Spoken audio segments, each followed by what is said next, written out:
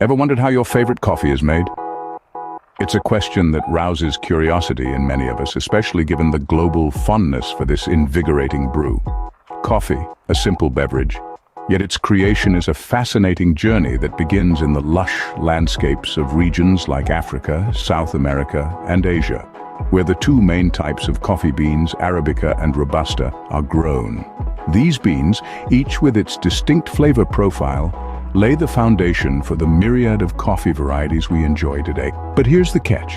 These beans don't start off as the dark, aromatic nuggets we're familiar with. No, they begin their life encased within a cherry-like fruit. Intriguing, isn't it? It's this transformation that's at the heart of our story today. So how does this humble bean transform into the delicious beverage we all know and love? Stay tuned as we unravel the magical process of coffee making. Our coffee journey starts right at the source, the coffee farms. Imagine vast fields brimming with vibrant red coffee cherries, each one a tiny treasure trove of potential.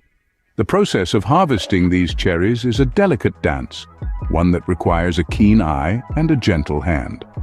Farmers painstakingly pick each ripe coffee cherry, a task that demands both precision and patience. Timing is everything in this process. Pick too early, and the beans are underdeveloped. Wait too long, and the cherries over-ripen, leading to a bitter taste. The harvest season varies from region to region, but typically falls between October and March. It's a time of intense activity on the coffee farms, a crucial period that sets the stage for the quality of the final product. Now that we have our ripe coffee cherries, it's time to extract the beans. The story of our beloved brew is just beginning to brew. Once the cherries are picked, it's time to get to the beans inside.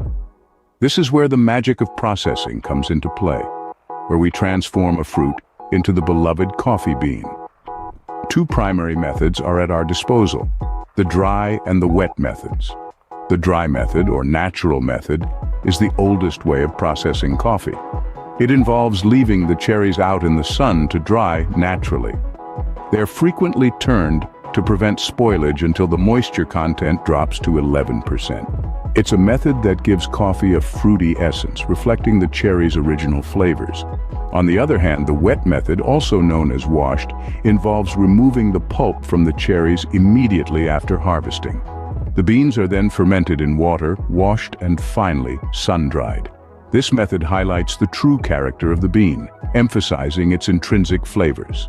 Now we have our coffee beans, but we're not quite ready to brew yet. The next step in our coffee journey is roasting, where the real magic happens.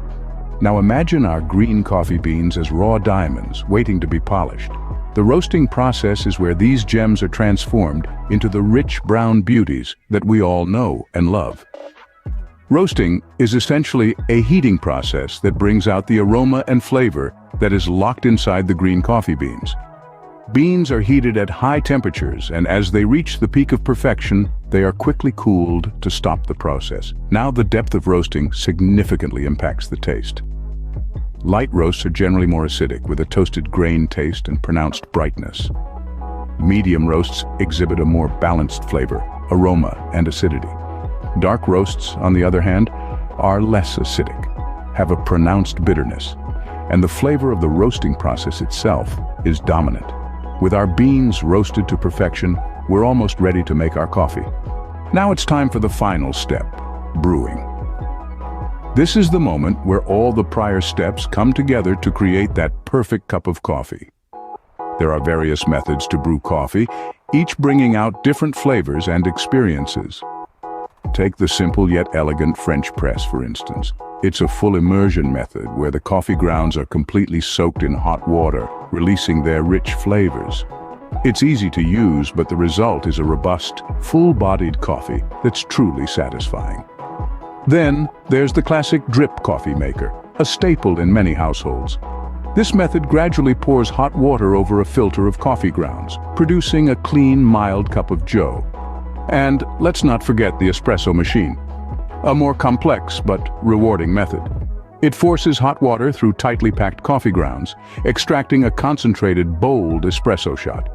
This is the backbone of many coffee house favorites, like lattes and cappuccinos. And there you have it, from bean to cup, That's how your favorite coffee is made. So now you know the journey your coffee takes before it reaches your cup. From the careful harvest of ripe cherries, to the meticulous process of turning them into beans, the artful roasting to the perfect brew, it's a fascinating path. Each step, a testament to the love and dedication poured into every cup of coffee, enriching your daily routine with a delightful taste. It's a world of flavor, aroma, and warmth right in your hands. Don't forget to hit that subscribe button, leave a like, and leave a comment if you're a coffee lover.